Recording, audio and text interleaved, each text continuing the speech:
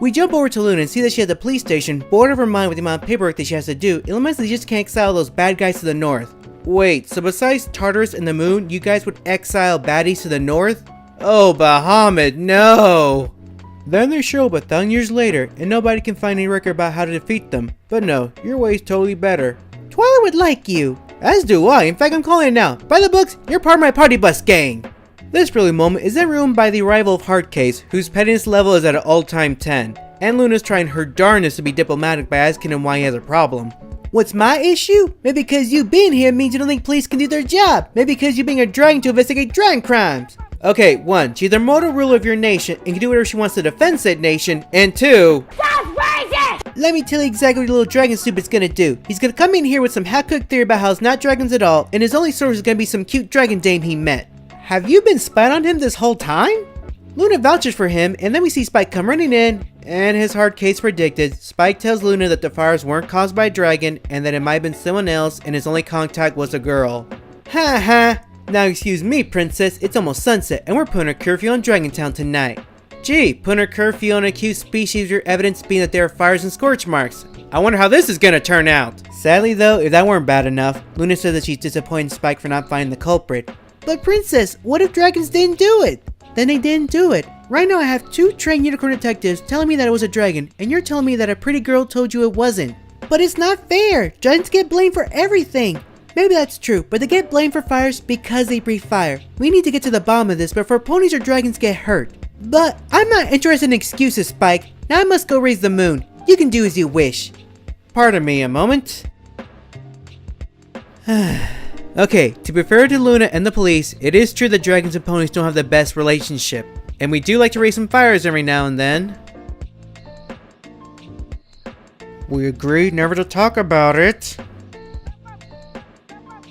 Thanks for reminding me. But back on topic, yes, that may be true about the dragons, and yeah, you could argue that by dragons not talking to the ponies, it's only making things worse. But therein lies one of the big issues this story's trying to raise. The confusion and frustration that one group typically faces being accused of a crime they didn't commit, but at the same time having history with that group that they can't trust each other. With that being said though, it's still maddening that neither Luna nor the police are at least trying to look at other options. Wait a minute. Ah, great, this is season 2 of Coral over again. Tough break, kid. For what it's worth, I think there's a chance you're right. That just doesn't keep buildings from burning down. Like I said earlier, he is not part of the party bus gang. We next see Spike walking around the neighborhood all depressed when he comes upon the entrance to Dragontown and sees that it's blocked off. Hey you, there's a curfew at Dragontown tonight.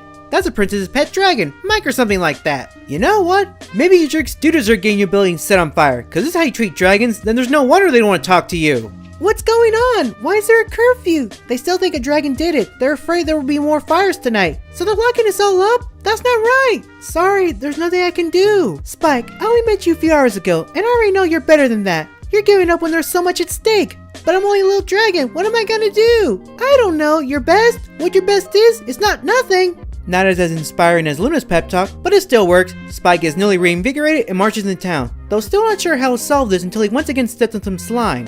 He then knows that the slime trail starts from the sewers and leads into a burning building, but since Spike is fire resistant, he quickly runs in and we finally get to see who's starting the fires, and it's...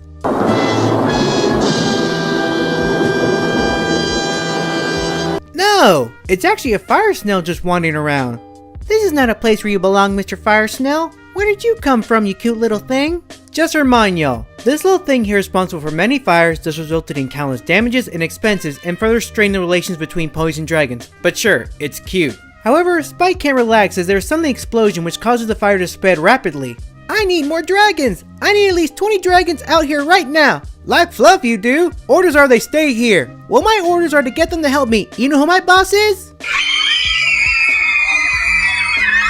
That's right, Princess Luna. She's mostly nice now, but you wouldn't like her when she's angry. Take him please, and don't tell the princess I tried to stop you. Look at you, buddy, throwing your political weight around. I'm so proud. Spike informs him of the situation, and Mina tells him that it's time to save the day, and we see all the dragons rushing in, including that baby dragon from before. Either that dad is incredibly irresponsible, or that's one badass baby.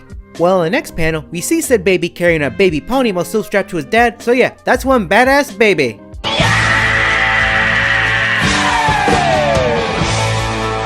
How we doing, Mina? We got most of them, but there's no telling how many could still be asleep. I can help with that. Every pony awake! And with that command, everyone wakes up and rushes out of the fire. Spike shows Luna who's been causing them, and Luna tells them that she'll have the police look through the sewers to find any more, and that they'll find a new home for them. But I get the feeling this Snow would rather go home with Luna. The next day, we see Luna awarding the dragons for their bravery in City Hall, especially when they were being doubted. Aw, look at the baby, basking in the fame. Listen kid, I don't apologize. I don't show my feelings, I don't have friends, but I want you to know. I was wrong about you. You're one of the finest detectives I've ever known. Come on, Hardcase, let's get you some sleep. Yeah, maybe next time you won't jump to conclusions and barricade a species. I'm sorry for the way I treated you, Spike. I let my frustration get the better of me. I should have trusted your judgment.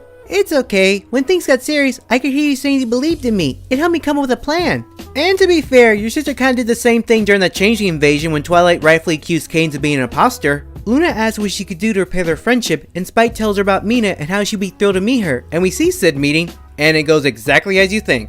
Oh my gosh, you are so cool! I love your possum! Did you ever think for Discord because my friend ships you two? But I totally think Sombra, why don't you wear the Nightmare Moon anymore? It was so fierce and she passes out while going, yee! So uncouth. You never see me do that if I ever met Luna. Also, why is it with pairing her with Sombra or Discord? Can someone please explain that to me?